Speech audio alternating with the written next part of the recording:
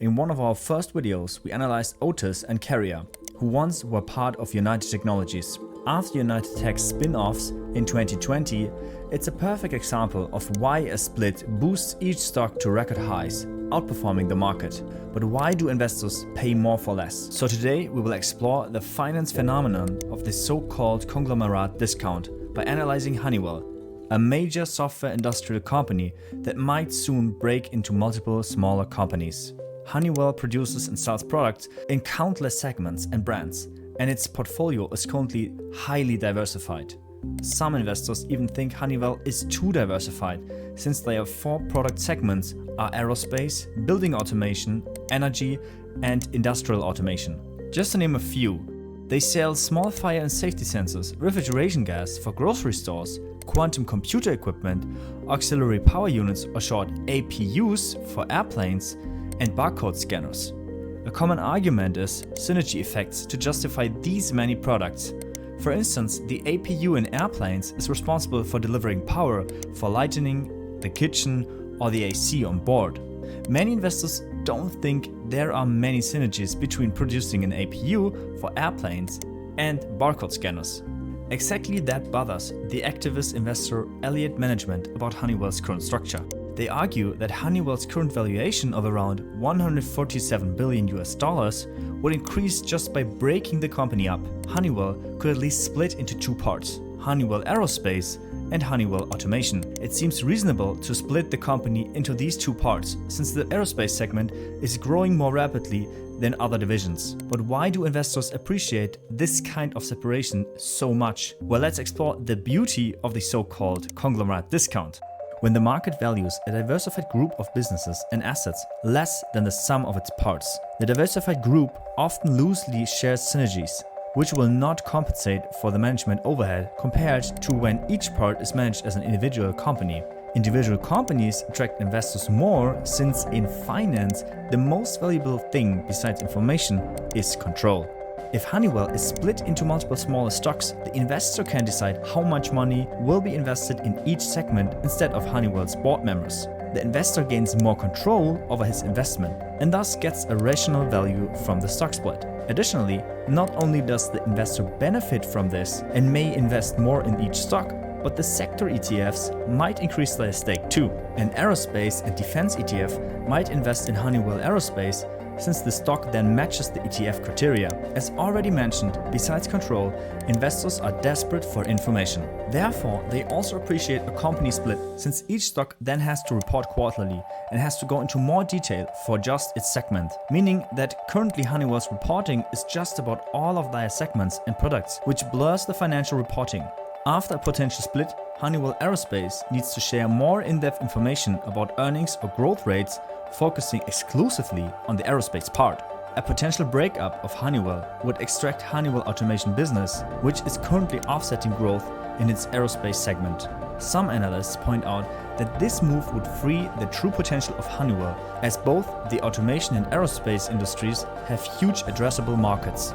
Currently, the automation industry segment of Honeywell focuses on energy storage, sensors in EVs, and smart meters for water, electricity, or gas. Their battery storage systems can be used flexible besides solar or wind parks. Honeywell's second potential spin-off could solely manage the aerospace division, which consists of 3 parts: commercial, advanced aerial mobility, defense, and space.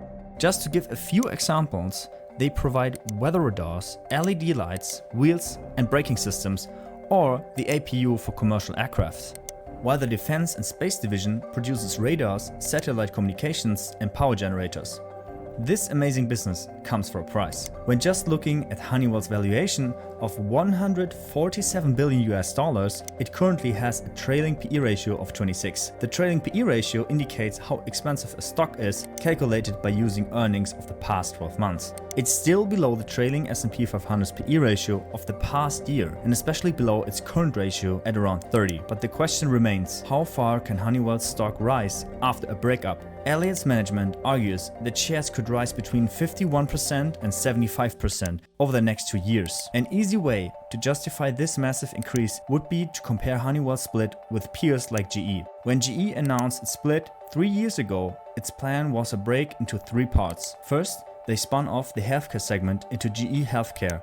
Second, the energy-focused division was extracted into GE Vernova. And third, GE Aerospace was kept under the same ticker GE. After they completed the split in 2024, GE Aerospace jumped by over 26%, GE Healthcare declined by 8%, and GE Vernova completely outperformed the two others with a return of over 152%. You can see GE gained traction and focus by splitting into 3 companies. Another prominent example was the breakup of United Technologies in 2020. The aerospace part is now managed under the name RTX Corporation, while Otis is running the elevator business and their HVAC segment is under the roof of Carrier Global. On March 19, 2020, Carrier and Otis were listed as new stocks, and RTX was kept under the existing United Tech ticker. Since then, each of them has performed extremely well, especially Carrier Global, who design and produce heating, ventilation and ACs, which we already analyzed in one of our first videos.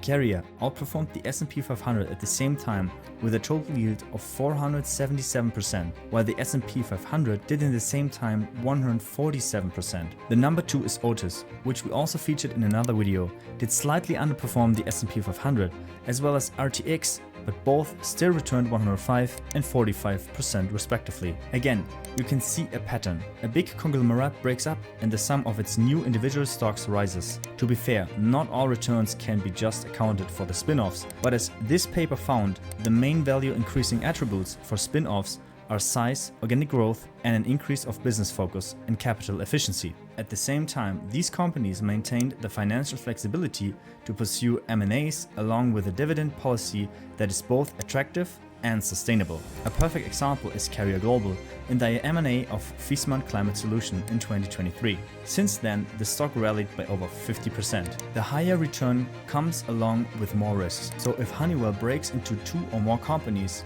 no one will know which part of Honeywell will perform better than others. Yes, investors can analyze which segment have resulted in higher revenues within the past years, but of course, unknown risks or opportunities can vanish the choice. If one sector surprisingly under or outperforms the other, there will be no offsetting like within the old diversified company structure. As always on Wall Street, there is no free lunch. Now you know why investors pay more for less. They appreciate the focus and control of a breakup. So the next time you find a Honeywell fan out in the wild, you will remember their incredible product portfolio and why their breakup plans might push its stock. If you find this video was insightful, please leave a like, comment or subscribe. Thanks for watching and see you in the next one.